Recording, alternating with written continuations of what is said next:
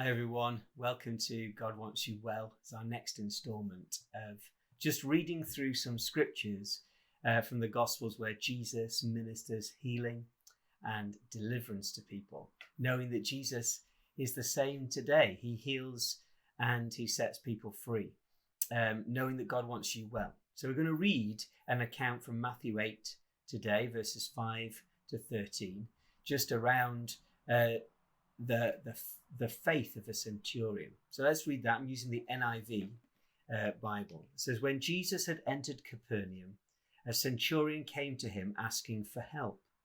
Lord, he said, my servant lies at home paralyzed and in terrible suffering.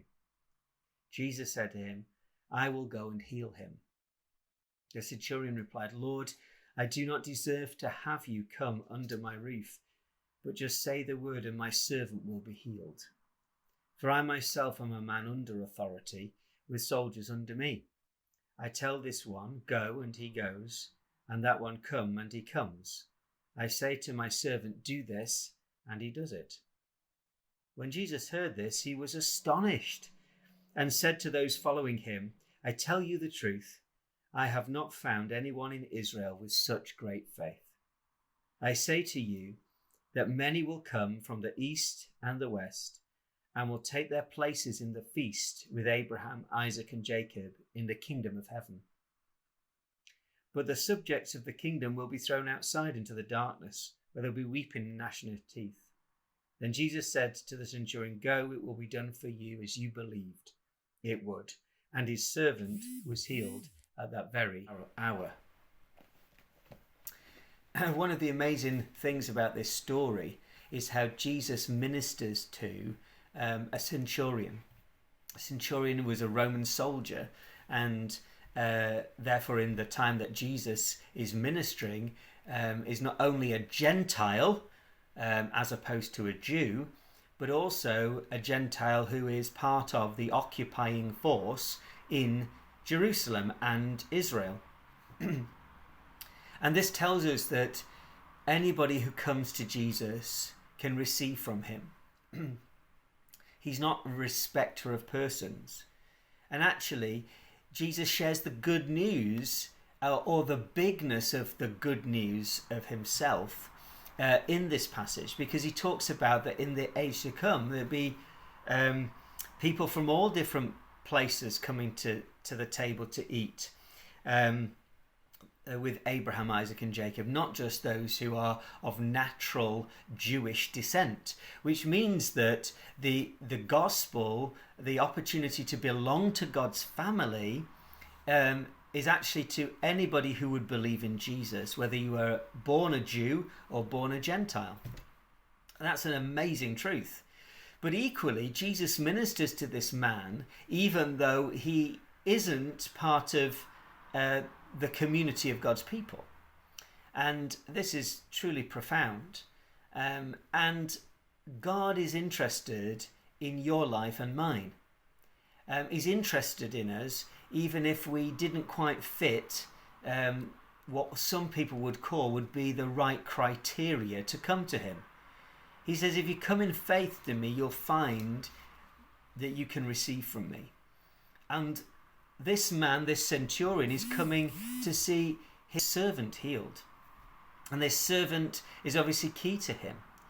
But the thing that amazed Jesus, the thing that impressed Jesus, shall we say, is the faith with which this centurion comes to Jesus. And it's an example for us of how we can come to Jesus.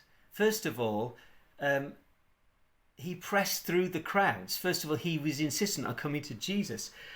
Now, the Roman army and the Roman Empire at that time, biggest Roman Empire, kind of military power, technological power, political power, probably thought they knew the best in most situations. But this centurion knew he didn't have an answer, but Jesus was the answer. So he pressed through to Jesus, and he had a specific request of the Lord. I've come because I want you to heal my servant. So first thing is, come to Jesus. Don't rely on just all the understanding all the things out there. We're not against doctors. We're not against the NHS. We're not against good, practical, sound advice. But look to Jesus and be specific in your prayers. Now, Jesus responds willingly.